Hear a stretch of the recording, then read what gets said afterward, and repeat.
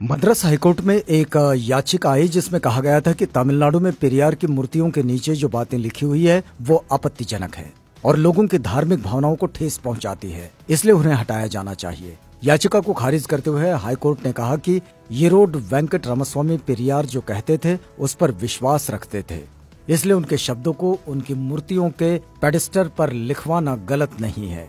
पेरियार की मूर्तियों के नीचे लिखा था, ईश्वर नहीं है और ईश्वर बिल्कुल नहीं है। जिसने ईश्वर को रचा वो बेवकूफ है, जो ईश्वर का प्रचार करता है वो दुष्ट है और जो ईश्वर की पूजा करता है वो बर्बर है। ग्रेट पेरियर नायकर के ईश्वर से सवाल।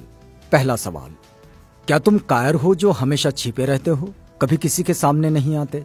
दूसरा सवाल, क्या तुम खुशामद परस्त हो जो लोगों से दिन रात पूजा अर्चना करवाते हो? तीसरा सवाल, क्या तुम हमेशा भूखे रहते हो जो लोगों से मिठाई, दूध, घी आदि लेते रहते हो? चौथा सवाल, क्या तुम मांसाहारी हो जो लोगों से निर्बल पशुओं के बलि मांगते हो? पांचवा सवाल, क्या तुम सोने के व्यापारी हो जो मंदिरों में लाखों टन सोना दबाए बैठे हो? छठा सवाल, क्या तुम व्यभिचारी हो जो मंदिरों में देवदासियां रखते हो? सातवां सवाल, क्या तुम कमजोर हो जो हर रोज होने वाले बलात्कारों को नहीं रोक पाते? आठवां सवाल, क्या तुम मूर्ख हो जो विश्व के देशों में गरीबी, भूखमरी होते हुए भी अरबों रुपयों का अन्न, दूध, घी, तेल बिना खाए ही नदी नालों में बहा देते हो? नौवां सवाल, क्या तुम बहरे हो जो बेवजह मरते हुए आदमी, बलात्कार होती हुई मासूमों की आवाज नहीं सुन पाते? 10वां सवाल, क्या तुम अंधे हो जो रोज अपराध होते हुए नहीं देख पाते?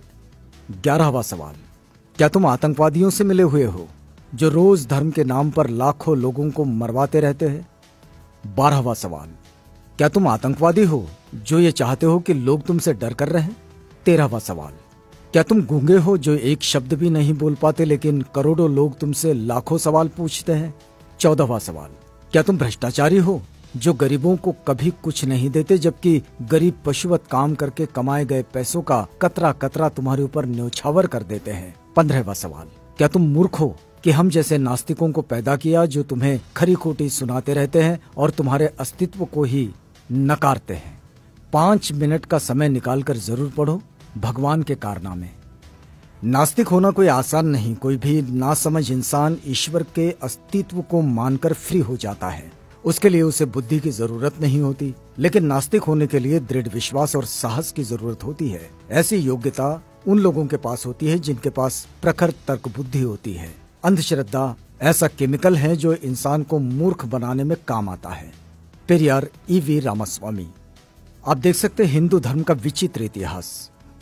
पेरियार लिखते हैं, मंदोदरी मेंढकी से पैदा हुई थी, श्रृंगी ऋषि हिरनी से पैदा हुए थे, सीता मटकी से पैदा हुई थी, गणेश अपनी मां के मैल से पैदा हुए थे, हनुमान के पिता पवन कान से पैदा हुए थे, हनुमान का पुत्र मकरध्वज था जो मछली के मुख से पैदा हुआ था, मनु सूर्य के पुत्र थे, उनको छींक आने पर एक लड़का नाक से पैदा हुआ था, राजा दशरथ की 3 रानियों के 4 पुत्र जो फलों की खीर खाने से पैदा हुए थे, सूर्य कर्ण का पिता था। भला सूर्य संतान कैसे पैदा कर सकता है? वो तो आग का गोला है। ब्रह्मा ने तो 4 वर्ण यहां वहां से निकाले, हद है। अछूत का बनाया हुआ चमड़े का ढोल मंदिर में बजाने से मंदिर अपवित्र नहीं होता। अछूत मंदिर में चला जाए तो मंदिर अपवित्र हो जाता है। उन्हें इस बात से कोई मतलब नहीं कि ढोल किस जानवर की चमड़ी से बना है। उनके लिए मरे हुए जानवर की चमड़ी पवित्र है पर जिंदा अछूत अपवित्र। लानत है ऐसे धर्म पर। बुद्धिजीवी प्रकाश डालें, दिमाग की बत्ती जलाओ, अंधविश्वास भगाओ। यदि पूजा पाठ करने से ही बुद्धि और शिक्षा आती तो पंडों की औलादें ही विश्व में वैज्ञानिक, डॉक्टर, इंजीनियर होते। वहम से बचो, अपने बच्चों को उच्च शिक्षा दिलवाओ, क्योंकि शिक्षा से ही वैज्ञानिक, डॉक्टर, इंजीनियर और शासक बनते हैं, पूजा पाठ से नहीं।